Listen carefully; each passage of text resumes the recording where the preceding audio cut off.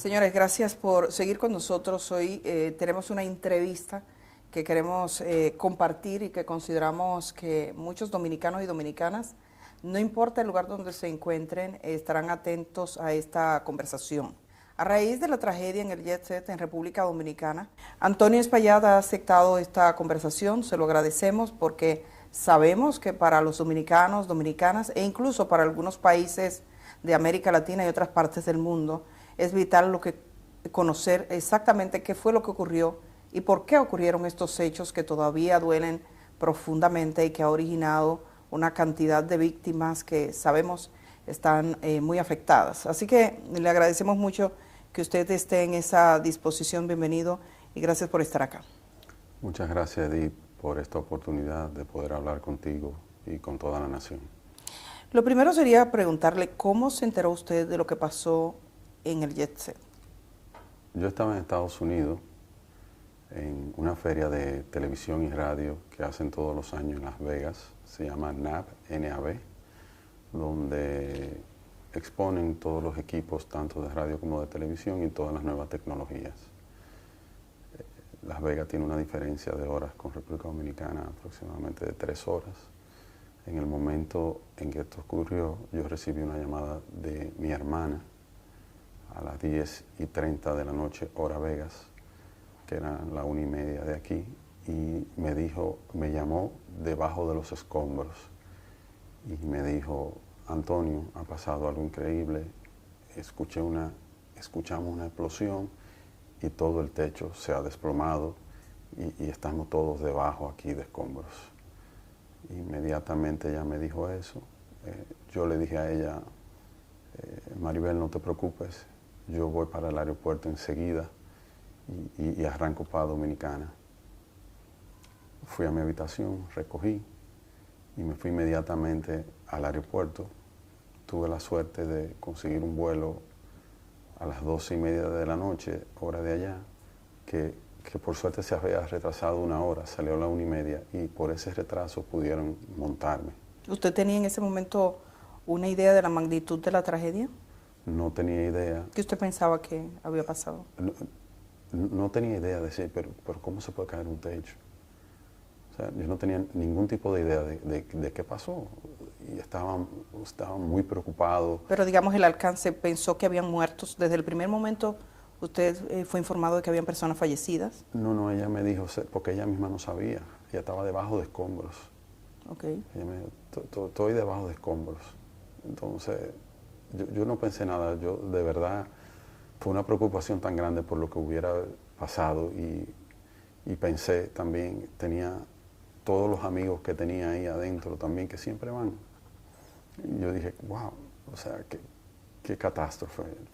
Y cogí para el aeropuerto y lo único que tenía en mi mente es que tengo que llegar, tengo que ver qué hago, tengo que ayudar, tengo que estar ahí. Y tomé ese vuelo a la 1:30 de la mañana y llegué a Atlanta. Ahí se me retrasó el vuelo de Atlanta a Santo Domingo otra hora y vine llegando aquí al país tipo 3:30 de la tarde. ¿Y hasta ahora cómo ha sido la conexión suya? Supongo que en ese momento cuando usted llegó fue al hospital, fue a un centro, fue al lugar de los hechos. ¿Qué usted hizo? ¿Qué ha podido hacer? Cuando llegué fui directo a mi oficina, que estaba mi familia ahí y estaban unos amigos para que me informaran qué había pasado. Ya estaba muy avanzado todo, me dieron información de todo lo que había pasado y me recomendaron que por un tema de seguridad no fuera, porque ya estaban los ánimos caldeados y demás, y que no se podría saber qué podría pasar en torno a mí. Entonces, por eso decidí quedarme ahí. Y me quedé ahí y desde ahí fue que hablé y dio el mensaje que usted dirigió. Di el mensaje de que estaba en el país y todo lo que dije en el mensaje. Usted sabe que la gente se pregunta básicamente qué fue lo que pasó. ¿Usted sabe qué fue lo que pasó? El primero que quiere saber qué fue lo que pasó soy yo. inclusive, como le estoy diciendo, de casualidad yo estaba en ese viaje, si no, yo hubiera estado ahí. Yo todos los lunes estaba ahí, en mi silla, sentado, siempre, compartiendo con todos los ¿Cuándo clientes. fue la última vez que usted estuvo? Antes de ese lunes, 2 lunes anteriores. 2 lunes anteriores. Era muy difícil que yo no fuera. Yo normalmente faltaba si no estaba en el país. Pero yo siempre iba. Y mi hermana, o sea, mi hermana y yo éramos los que siempre estábamos ahí. Si yo no estaba, ella siempre estaba. Y si ella no estaba, estaba yo. La pregunta clave para muchos es si esto pudo ser evitado, si esto fue un accidente evitable. Y en ese sentido nos gustaría saber su opinión. ¿Usted cree que fue algo que se pudo evitar? Si hubiera sido algo que se pudiera evitar, usted puede estar segura de que yo lo hubiera tratado de evitar. Porque, como le digo, mi hermana estaba ahí, mi madre estaba ahí todo el tiempo también, yo estaba, y aparte por un tema de responsabilidad, yo no hubiera permitido, jamás.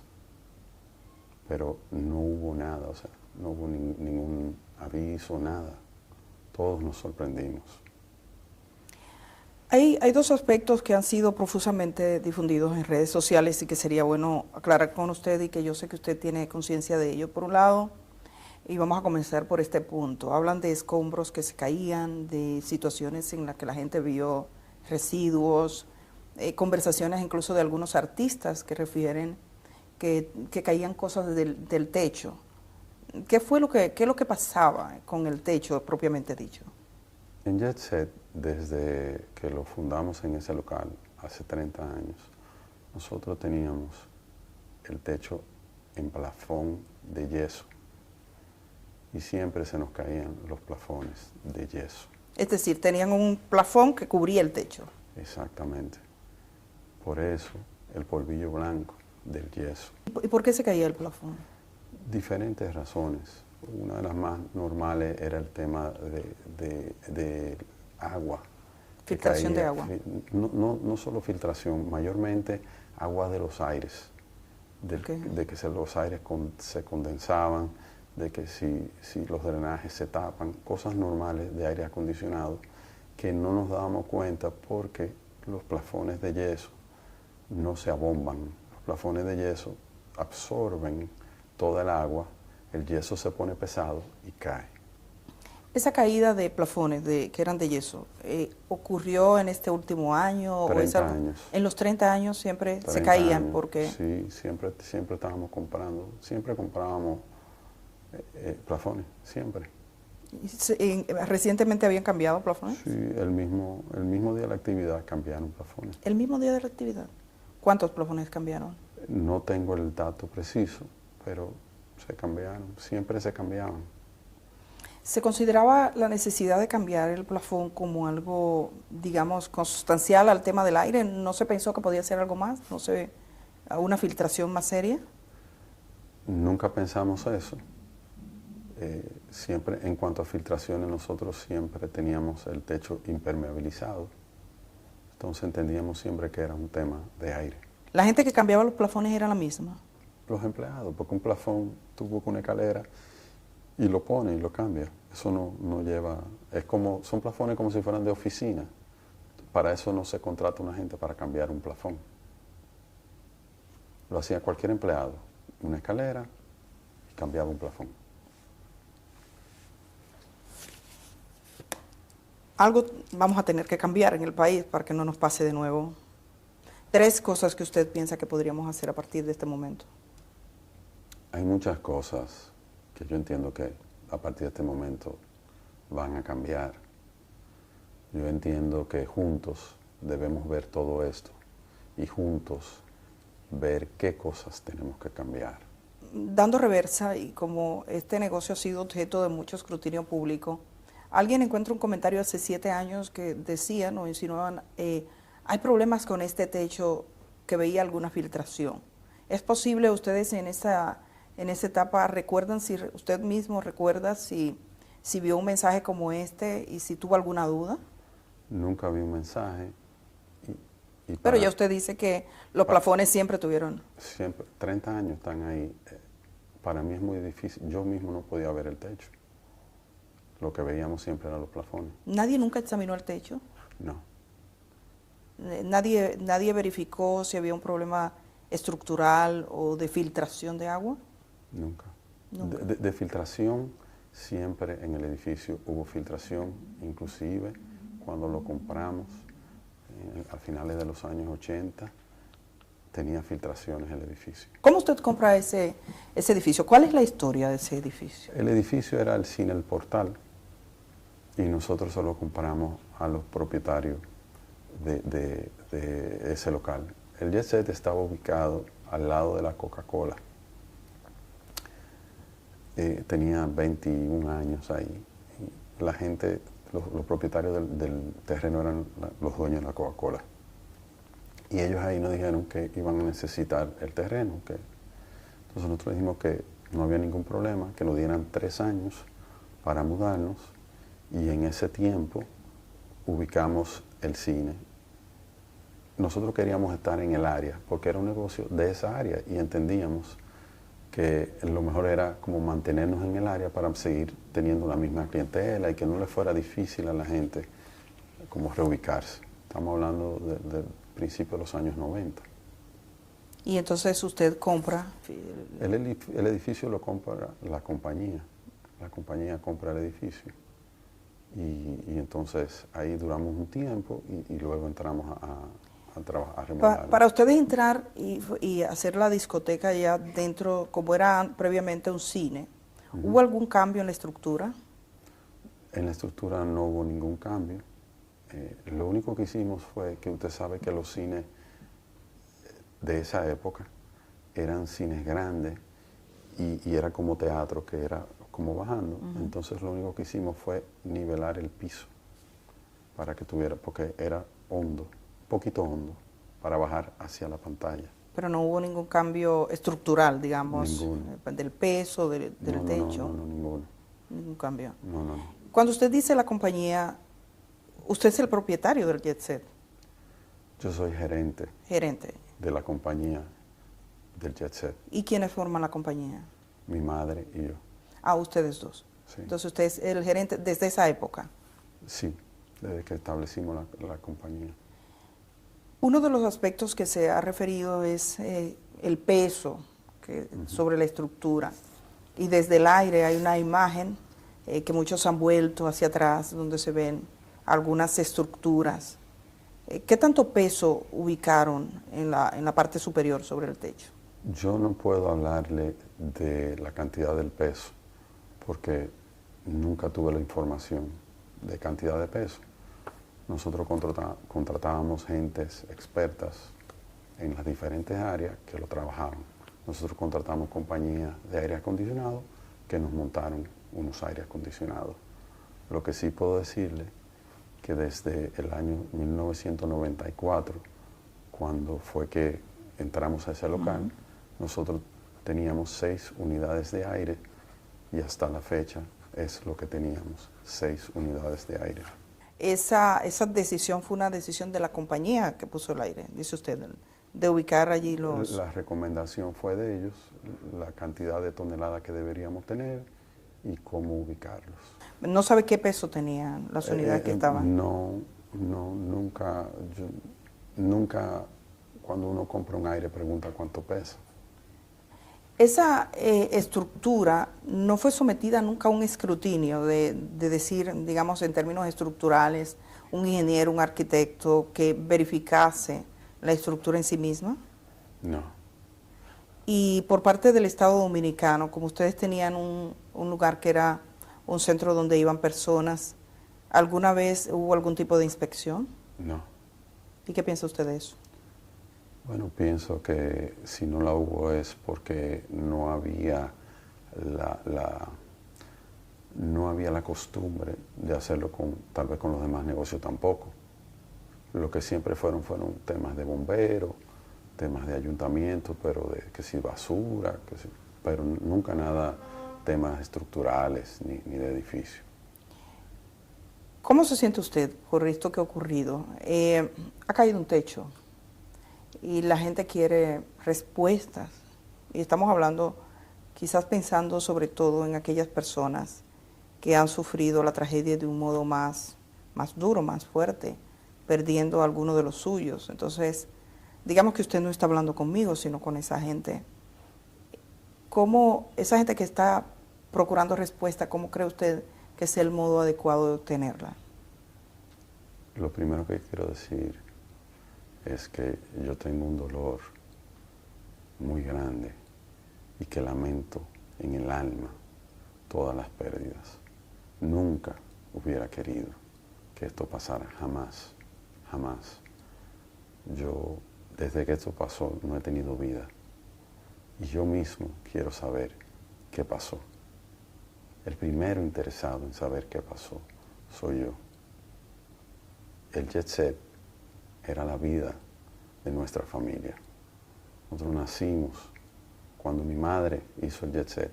Yo tenía 6 años. Nosotros nacimos con el jet set. Jet set era nuestra vida, fue nuestro sustento, fue nuestro todo. O sea, usted no se puede imaginar el dolor que nosotros llevamos, la impotencia de vivir una circunstancia como la que estamos viviendo. Nunca, nunca nos lo imaginamos, ni nunca hubiéramos estado preparados para lo que estamos viviendo. Entiendo sobremanera el dolor de todos. Yo lo entiendo. ¿Quién quiere? O sea, ¿cómo no nos va a doler que uno pierda un ser querido? Emocionalmente, usted dice, no ha tenido vida. ¿Eso qué ha implicado en los últimos días? Los últimos días no duermo. Los últimos días he estado hablando con las familias de nuestros empleados. He estado hablando con familias de las víctimas que se nos han acercado. Pero cuántas cosas quisiera yo hacer que no he podido todavía, ni siquiera empezar. Pero lo importante es que yo estoy aquí y yo le voy a dar el frente a todo. Y yo no voy para ningún sitio, yo voy a estar aquí. Y todo lo que esté a mi alcance y todo lo que yo pueda hacer, lo voy a hacer. ¿Cuántos empleados tenían en ese momento presente en el lugar? En el lugar habían unos 23 empleados. Tengo entendido que han fallecido 25 empleados. 6. Sí, 6 empleados fallecieron. ¿Usted ha hablado con las 6 familias? Sí, con las 6 familias y he hablado con todos, ¿Eran empleados formales o había alguno que no estuviese formalizado como empleado? Eran empleados formales y habían también empleados contratados por el día, como camareros, que te trabajan ese día, que no son empleados formales, sino que ese día no trabajan en otro sitio y te ofrecen el servicio para ese día. ¿Y alguno de los que murió estaba en esa condición? Sí. ¿Y eso qué implicación tiene en términos, digamos, porque no está en la seguridad social o estaba? Son gente que normalmente tienen otro empleo. Okay. Es su día libre en el otro trabajo y van ahí y te trabajaban como tú se contrata así, camareros. Usted ahora hay muchas compañías que usted llama y usted contrata un camarero y te trabaja a la noche y tú le pagas el acuerdo que tengan por eso. Digamos, esa conversación con las familias, ¿cómo ha sido? Particularmente con la familia de sus empleados. La conversación con la familia de mi empleado ha sido una conversación de apoyo, de saber de sus necesidades y de darle seguridad de que estamos aquí y de que lo vamos a apoyar y en todos los problemas que podamos involucrarnos con ellos vamos a estar y que no están solos. Y de las personas fallecidas, dice que se ha comunicado con algunas familias. Supongo que ellos se han acercado a usted. Ellos se me acercaron, sí. ¿Y cuál ha sido, digamos, el tono de esa conversación? ¿O de esas conversaciones? ¿Han sido muchos? No. He hablado con 3. 3 familias. 3 familias. 2 fallecidos, 2 de 2 familias fallecidas y uno de uno herido, de una muchacha herida. Ellos me han expresado que no tienen en mente ningún tipo de acción legal en mi contra.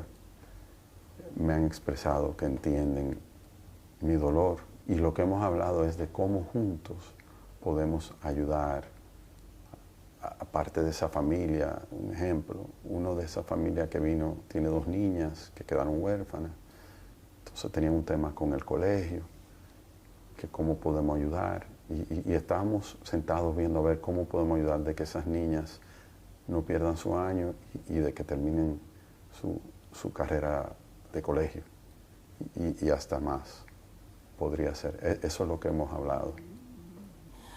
Hay algunos vecinos que han hecho referencia a ciertos contratiempos, creo que con el sonido que tuvieron, que hablan de la presencia de algún fiscal o una fiscal allí. Usted, en este tiempo, usted que fue gerente de ese lugar, ¿cómo fue esa relación con los vecinos y qué problemas legales fue lo que tuvo el Jet Set? El tema con los vecinos lo manejó mi hermana.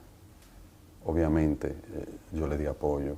Nosotros buscamos un abogado y estuvimos envueltos con la fiscalía e hicimos todo lo que los vecinos nos pidieron. Revestimos el cuarto de plantas de nuevo para que no saliera el sonido. Cambiamos la planta eléctrica. Por un tiempo trabajábamos solo con planta. Nos conectamos a CDE de nuevo porque el Jet Set solo abría 3 noches, lunes, viernes y sábado. Entonces lo que hicimos fue también hicimos una inversión y volvimos y nos conectamos a la CDE, ya que por ahí es un circuito 24 horas para erradicar y de hecho desde que nos conectamos casi nunca se usó la planta. Reforzamos las puertas de salida, le pusimos doble puerta, o sea, todo lo que no permitiera que el sonido saliera. Los músicos, en vez de entrar por la tarima, entraban por delante del negocio para no abrir esa puerta y que no le molestara a ellos. Todo lo que nos sugirió y todo lo que nos pidieron a través de la fiscalía, lo hicimos. ¿Eso fue un proceso que duró mucho tiempo? Duró unos meses. ¿Y usted fue a la fiscalía o los fiscales vinieron? Ellos vinieron todo el tiempo. Si me hubieran dicho que fuera, yo hubiera ido. Nunca me dijeron que fuera. Pero todo lo que documentaron, todo lo que fuimos haciendo, chequeaban los decibeles también, del sonido, todo. O sea, todo lo que nos pidieron, nosotros lo hicimos al pie de la letra. Y digamos que aquella relación con el Ministerio Público en ese momento, con esos fiscales y con los vecinos, se limitó al tema del sonido. Sí, el sonido. El problema era el sonido. El sonido, sí, le molestaba el sonido. La planta eléctrica... Que fue la segunda vez, porque muchos años atrás pasó lo mismo. En ese entonces los vecinos no recurrieron a la fiscalía, sino que hablaron directo con nosotros. Nosotros arreglamos todo, inclusive ellos querían hasta hacernos un reconocimiento en ese entonces, le dijimos que no era necesario y que estaban muy felices de que no le molestara. En esta ocasión entiendo que habían vecinos nuevos, no sé, y decidieron hacerlo a través de la fiscalía y lo asumimos igual.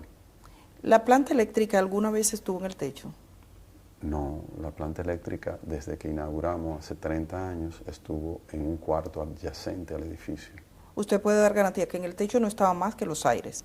Y eran 3 tinacos de los tinacos que se usan en las casas, los techos de las casas, que eran para agua de los baños y para agua para lavar los vasos cuando teníamos problemas, porque en el área había mucho problema de agua.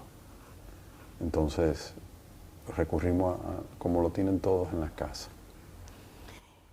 Esa imagen que se proyecta, que me imagino usted la ha visto, ¿esa es la imagen real del Jet Set? Sí, son 6 estructuras que son las 6 casetas de los aires acondicionados y una casetica más pequeña de la caseta son los main break. Pero y se ve como un cuadro, como si fuera cuadrado. ¿Por qué se ven así?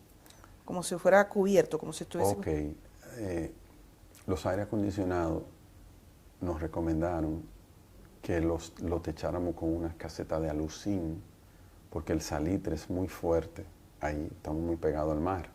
Entonces los aires, para que nos duraran un poco más, ellos dijeron, para el mantenimiento y todo lo demás, hágale unas casetas de alucín y así ellos pueden durar más. Y se le hicieron las casetas de alucín. ¿Y eso lo recomendó la empresa que lo instaló? En el momento, estamos hablando de hace como 10 años. Pero fue la empresa que lo Sí, colocó. sí, todo. Que tengo entendido que esa parte de los aires están al aire libre. No, porque hay diferentes tipos de aire acondicionado. Uno le llaman split, otro le llaman de paquete. Lo que son split son dos tipos de aire. Son unos aires que tienen el condensador, que me parece que es el que está techado, y el equipo afuera. Que ese no importa que se oxide, es el condensador que hay que cuidar. Muchos ojos se viran hacia el techo, hacia lo que ocurría. La manera en que el agua se filtraba, ¿era del techo mismo o se suponía que había algún tipo de conexión desde abajo? Es decir, nunca usted dice que no se suponía que estuviese filtrando el agua, pero estaban arriba los condensadores. ¿Cómo se suponía que esa agua llegaba a los plafones? Cuando ellos lo estudiaron, cuando lo analizaron. Los aire acondicionados, su tubería condensa y tienen también los desagües. Esos desagües, porque ya se tiene alfombra, esas alfombras levantan mucho polvo y los aires se tapan. Cuando se tapan, te tapan el desagüe, cosas así, según me explicaban los expertos del por qué. O sea, entiendo. La estructura, usted dice impermeabilizaba el techo. Se ha hablado mucho sobre qué era lo que se hacía, el tipo de trabajo, si esa estructura recibió unos finos, que le llaman, si para evitar filtraciones se fue poniendo un poco más gruesa. ¿Qué tipo de trabajo se hizo? Nosotros siempre impermeabilizamos. Nosotros nunca autorizamos un fino. O sea que... En los últimos 30 años. No sé si antes de nosotros el cine puso fino. Nosotros siempre impermeabilizamos y no era constante. Un impermeabilizado tal vez no duraba 6, 7, 8 años. Inclusive ahora últimamente se impermeabilizó. ¿Cuándo? Terminamos hace un mes o algo así. De impermeabilizar. Impermeabilizar, sí. Justo por el tema de las... Que cada cierto tiempo ya hay que hacerlo para que no filtre. ¿Cómo había sonido? Ajá. ¿El sonido dependía del techo? No. ¿De qué dependía? De las paredes. El sonido era pegado a las paredes porque el sonido normal era pegado a las paredes con su subwoofer, que es lo pesado, en el piso, que son los bajos. Los bajos siempre están en el piso, que es lo que pesa. Las bocinas no son pesadas, porque son bocinas modernas de Mayer Sound, son bocinas relativamente pequeñas, como así, pegadas a la pared. Ahora hablan del sonido, del efecto que el sonido puede tener sobre las estructuras. ¿Alguna vez le hablaron de eso? No, nunca. Y habían otras bocinas, que eran las bocinas que se utilizaban para las orquestas, que que eran como 6 o 7 bocinas juntas. Esas estaban colgadas en la tarima. ¿Cuántas salidas de emergencia tenía JetSet? JetSet tenía 5 salidas. Incluyendo la puerta principal. Incluyendo la puerta principal. Tenía ¿Dónde estaban? 2 salidas de emergencia en el fondo. Tenía la salida de la tarima. Tenía otra salida en el bar principal que estaba al lado de la tarima. Por ahí entraban los empleados y entraban todas las mercancías. Y tenía la del frente. Eran 5 por todo. ¿Ninguna estaba cerrada por fuera? No. ¿Estaban habilitadas? Todas. La gente salió por ahí. ¿Alguna remodelación se hizo? Sí, en 2 ocasiones. En el año 2000 se remodeló. En el año 2000. Y en el año 2015. ¿Qué se hizo específicamente? Mayormente cambio de tapicerías, alfombras, sillas, mesas, básicamente, y anexos fuera de la estructura, fuera de la estructura. O sea, que no implicaba un peso No, para la estructura. no. Y cuando se hizo esa remodelación, ¿fue un personal calificado? Sí, todo lo que nosotros hicimos siempre contratamos ingenieros, expertos en el área. Y nunca nadie se fijó, nunca nadie miró. No, porque, como le explico, eran remodelaciones de abajo, o sea, del salón.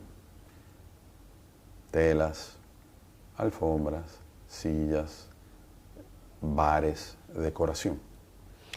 Cuando se puso arriba que usted decía que se impermeabilizó, ese personal tampoco notó nada. No notó la posibilidad de un quiebre. No. Pero ese personal que ponía la impermeabilización, ¿qué capacidad tenían? ¿Había algún ingeniero entre ellos? ¿Usted contrataba empresas?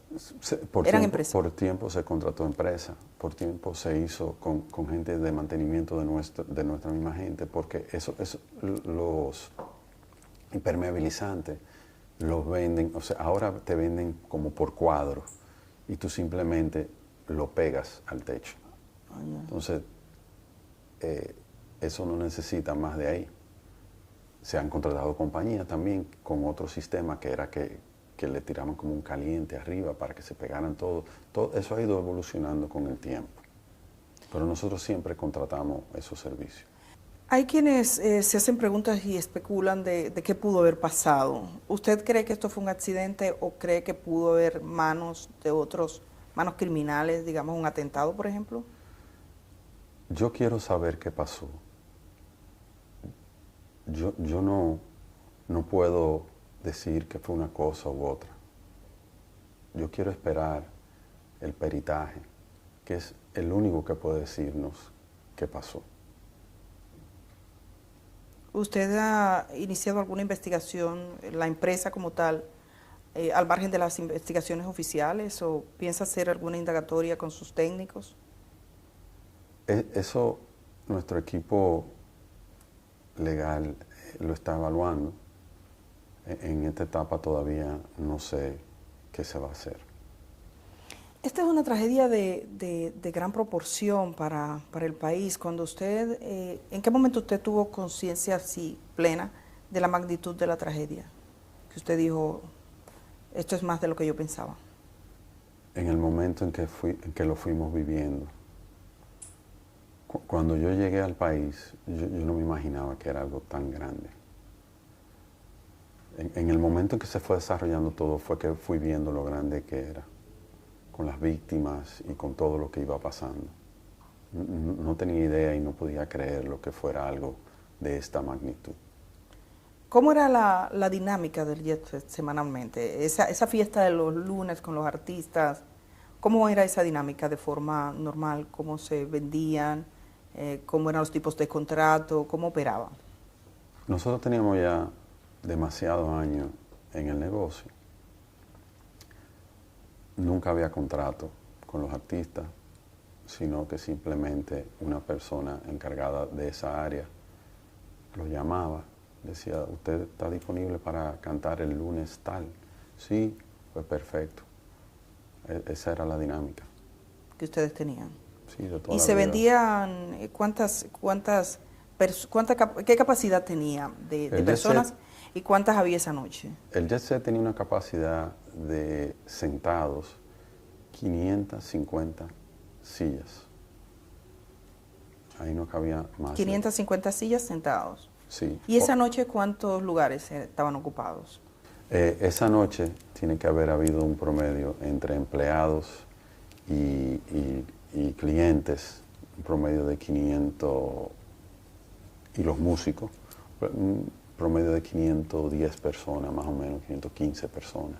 Era un sitio que, aunque se veía muy grande por fuera, al ser todos sentados, no era tan grande.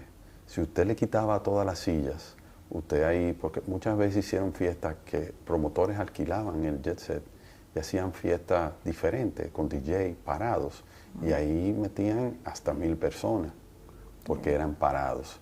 Pero el tema de sentados limita mucho el espacio. Entonces, por más que usted quiera, pero eran unos shows. La gente bailaban, pero la mayoría de la gente lo que hacían era ver el show. Entonces no había tanto espacio. Ahí con 500 personas, 550 como mucho, ya eso estaba que no cabía nadie. Que no fue el caso de ese día. Ese día había espacio. O sea, que ese día había menos de 550 personas. Seguro, más o menos por ahí. Había una costumbre de tener como mesas. La gente tenía mesas para... ¿Usted tenía un lugar específico? Por eso le llamamos la familia Jet Set. Ahí habían clientes de 30 años. Ahí había clientes, la mayoría de clientes tenían su mesa fija. Llamaban, no a mí, yo no tenía, en ese sentido, yo no tenía esa relación, pero llamaban a su camarero y le decían, ¿hoy voy o no voy? Si el cliente no iba, ellos la vendían a otra persona, pero siempre era la persona de esa mesa el que la tenía. Y eran muchos. Era mucha gente fija, o sea, era una clientela, era una familia. Siempre estaban ahí, eran los mismos. Esa noche la estrella que cantaba era Rubí Pérez. ¿Cómo fue su relación con él? Excelente, de toda la vida. Una relación de 30 años. ¿Qué usted le diría a sus hijas? He visto que una dice que considera que hubo negligencia. Yo le diría a sus hijas, primero, que lo siento muchísimo, que siento el dolor, que tengo un gran dolor porque perdí un amigo. Rubí era mi amigo, de muchos años. Y le diría que entiendo su dolor y entiendo todo lo que puedan estar viviendo y todo lo que estén pensando. ¿Qué tipo de medidas de seguridad tenían en el Jet Set? O sea, si fuera a evaluar, ¿cuáles eran las medidas comunes de seguridad? Porque estamos hablando de la gente que fue a un lugar a divertirse y pasa esto, nadie se lo espera, usted dice que tampoco. ¿Cuáles eran las medidas normales de seguridad que se adoptaban allí? La medida que se optaban en Jet Set eran medidas de seguridad, no de estructura ni nada de eso, sino de seguridad hacia los clientes. Teníamos como 6 seguridad, individuos que estaban ahí, que protegían, teníamos 2 en la puerta. Fue el primer negocio que prohibió la entrada de armas de fuego, inclusive a militares. O sea, no permitíamos las armas de fuego, teníamos que chequear bien eso. Y la seguridad cuidando a todo el mundo adentro. O sea, la medida de seguridad era muy... La gente se sentía muy segura y protegida. Y toda esta seguridad siempre estaban pendientes a que no hubiera ningún tipo de trifulca ni nada por el estilo. También me refiero al aspecto del entorno en sí mismo. Quizás, me imagino, usted es empresario y aspira a seguir siéndolo. Se lo pregunto, ¿usted va a seguir con sus mismos trabajos? ¿Piensa seguir, no? Claro. Hacia adelante. Claro. Algo cambió ese día, en la manera en que uno ve las edificaciones, en cómo uno mira el techo, los dominicanos, en cómo nosotros miramos el techo. Para usted, ¿qué ha cambiado? Y ese cambio es como si pudiéramos regresar en el tiempo, quizás estuviésemos tomando algunas decisiones. ¿Usted piensa que hay algo que tenemos que cambiar para que esto no se repita? Creo que esto ha pasado por algo. Creo que esto ha pasado para que todos revisemos y que todos estemos atentos a muchas cosas que ninguno estamos. Esto independiente del gran dolor que representa para las víctimas, para nosotros y para la nación. Esto también representa un despertar para muchos aspectos, de que estemos más pendientes de muchas cosas que ninguno estábamos pendientes. O sea, creo que esto es algo que va a servir positivamente para muchas cosas. El Jet Set tenía seguros, los negocios como este tienen seguros. ¿Qué tipo de seguros tenía? El Jet Set tenía un seguro que cubría todo lo que nuestros aseguradores nos recomendaron. todo lo que llevaba un negocio de ese tipo. ¿Cómo cuál es? Que si incendio, que si seguridad de personas, todo lo que conlleva. ¿Un terremoto? Terremoto, todo. Obviamente nunca pensaba, o sea, no tenía algo de que se cayó el techo. Aunque un terremoto podría originar la caída de un techo. Por, Pero cuando se por dio, terremoto, sí. pero nunca se hizo una evaluación previa. Los mismos seguros nunca tampoco hicieron una evaluación en ese sentido. No estoy seguro. Entiendo que tal vez no, pero no estoy seguro. Ha circulado una versión. Yo no tengo constancia de esa, pero tengo que tener la responsabilidad de preguntarle porque es la versión de que un ingeniero le sugirió a usted unas reparaciones por 4 millones de pesos y que le dijo firme aquí. O a usted le consta eso porque eso ha sido en redes sociales algo muy, muy distribuido. Y entonces tengo la obligación de preguntarle, ¿eso que se cuenta en esa historia pasó? ¿Alguien le dijo alguna vez? ¿Algún ingeniero le hizo un presupuesto? Lo he escuchado. ¿Lo ha escuchado? Sí, lo he escuchado. Me enteré cuando lo escuché. Ningún ingeniero nunca se me ha acercado a mí con eso, ni de 4 millones de pesos, ni que arregle esto, ni nada. ¿No tuvo ningún debate con un ingeniero sobre la estructura? No, no. ¿Y qué usted piensa? ¿Por qué ese tipo de versión? ¿Qué le puedo decir? Hay muchísimas otras versiones. Ahí hubo un señor que salió que rescató muchísima gente y no es verdad.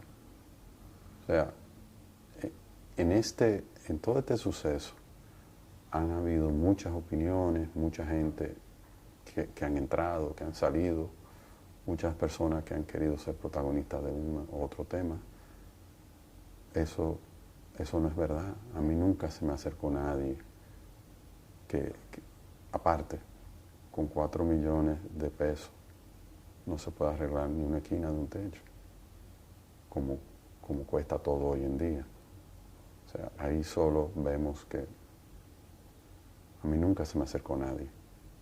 ¿Ni usted tuvo un diálogo con ninguna empresa para ningún tipo de reparación de ese tipo? No. ¿En el JET se hicieron reparaciones en algún momento?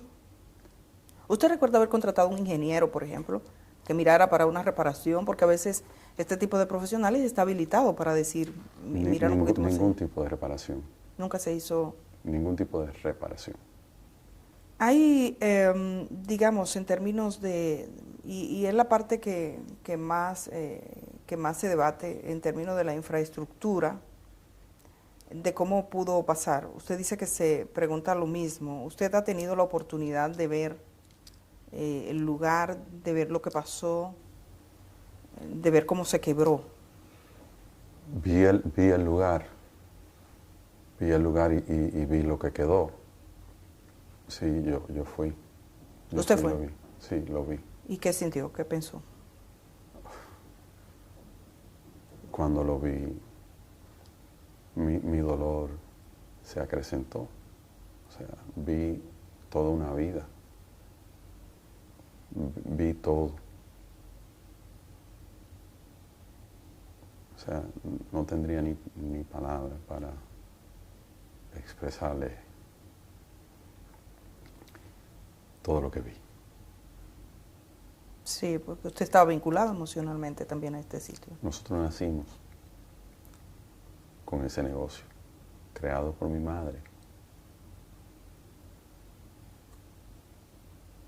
Y era un escenario habitual. Yo no faltaba. En diciembre nosotros tuvimos aproximadamente 20 fiestas con artistas en vivo. Yo no falté a una fiesta. El 26 de febrero fue el 52 aniversario del Jet Set. Y ahí estuvimos todos, mi mamá, yo, mis hijos, mi esposa, todos estuvimos ahí, mis hermanas, sus esposos, la familia completa, en mi mesa, donde yo siempre estaba sentado. Eso fue un mes antes de la tragedia. Yo siempre estuve ahí, siempre sentí la responsabilidad de estar ahí. Siempre, por todos estos años, ininterrumpido.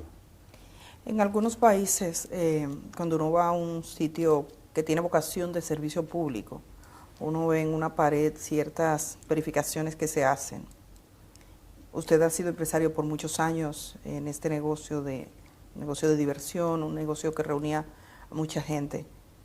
¿Qué tipo de verificación se hacía? ¿Alguna vez se recibió una visita de algún tipo de verificación? La que fuese, del tipo de servicio, de lo que se paga, lo que sea. ¿Alguna vez alguna autoridad llegó hasta allí? Bomberos, ¿Bomberos? ¿Fueron? siempre, ¿Iban los bomberos? que los extinguidores, que las salidas de emergencia, eso. La gente del tema del trabajo, en un tiempo siempre pasaban a ver la cantidad de empleados que tú tienes, las cosas rutinarias. Salud pública para ver si los vasos están limpios, ese tipo de cosas. Nunca una revisión estructural. Nunca. Evidentemente, la parte más dura, digamos, frente a usted es esa idea que algunos tienen en su mente. Esto se pudo evitar. Esto sería negligencia. Porque los accidentes pasan, pero la gente se pregunta, ¿se pudo evitar? ¿Fue negligencia? Cuando el hecho de que eso se haya formulado, y es la pregunta más repetitiva que se formula en este momento y usted lo escucha, ¿cómo usted se siente? ¿Qué usted siente respecto a eso? Yo me siento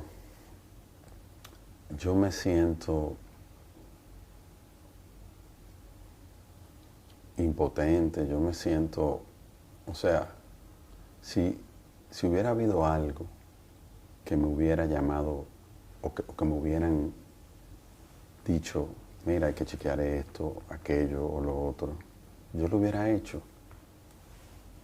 Yo lo hubiera hecho con todo el gusto. Yo estaba ahí, mi familia estaba ahí, mi hermana estaba ahí. O sea, ¿cómo yo no lo iba a hacer? Todos los que iban ahí, la mayoría eran amigos míos. El incendio que se alude, ¿cuántos incendios hubo en el Jet Set? En toda su historia uno. ¿Y cómo fue ese incendio? Un rayo cayó en un palo de luz frente al Jet Set, frente al cuarto de planta, y eso ocasionó un fuego en el cuarto de planta. Se llamaron los bomberos, en menos de 30 minutos apagaron el fuego, solo sufrieron las dos plantas eléctricas que estaban ahí dentro y los cables que estaban ahí dentro. Eso fue todo. Inclusive, antes de a la semana de eso ya nosotros estábamos abiertos de nuevo. ¿Usted considera que hay quienes se hayan aprovechado para dañarle o algo así? ¿Usted tiene otros negocios? Yo no puedo juzgar a nadie. Ante un suceso como este, de tanto dolor, yo no puedo juzgar. ¿Usted entiende? Yo lo entiendo. Usted ha dicho que está listo para responder. ¿Qué consecuencias piensa que puede tener sobre usted? ¿Qué usted espera que pase? Yo no sé. Yo vine, yo estoy aquí. Es la primera vez en mi vida que estoy viviendo algo como esto. Yo estoy aquí. ¿Usted tiene socios? Han hablado de muchos socios. Mi madre. Su madre. Ella y usted son los propietarios de la compañía de Jet Set. Es la fundadora y todo. Mi mamá. Lo más difícil de esto. Lo más difícil de esto es ver el dolor de todos los que están viviendo esta tragedia y el dolor de mi familia, y el dolor de los amigos, el dolor de los empleados. ¿Su vida ya no será la misma? No. ¿No cree? Después de esto nunca será la misma. Nunca. ¿Usted tiene otros negocios? ¿Piensa seguir adelante? Tengo que seguir adelante. Y tengo que seguir adelante porque tengo que ayudar a todas las personas que yo pueda ayudar. ¿Qué es de cierto en que sus cuentas han sido de alguna manera inmovilizadas porque se estaba pasando dinero de una compañía a otra? ¿Eso ocurrió? Salió un comunicado de sus abogados. comunicado de nuestra parte diciendo que no. No. ¿Es algo con lo que se puede estar tranquilo? Todos pueden estar tranquilos. Yo voy a estar aquí.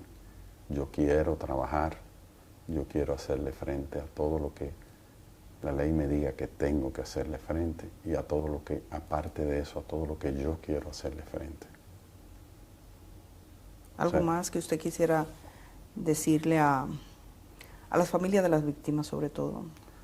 A la familia de las víctimas quiero decirle, lo siento. Lo siento mucho. Nunca hubiera querido que pasara. Y estoy totalmente destrozado con todo esto que ha pasado. Pero yo voy a estar aquí. Y yo voy a trabajar para ayudar y hacer todo lo que tenga que hacer y darle el frente a todo lo que yo pueda darle el frente. Eso es lo que yo puedo decirle. Ese centro es casi un lugar de peregrinaje. ¿Usted aspira a recuperar el terreno o ya no piensa volver allí nomás? Yo entiendo que el tiempo irá poniendo las cosas en su lugar y ahí iremos viendo. Muchísimas gracias. Gracias, Edith. Antonio Espaillat, que es parte de esa compañía propietaria del Jet Set de República Dominicana. Gracias por conceder esta conversación y esperamos que de alguna manera responda a alguna de las inquietudes que tiene la población sobre lo que ha ocurrido. Gracias. Muchas gracias.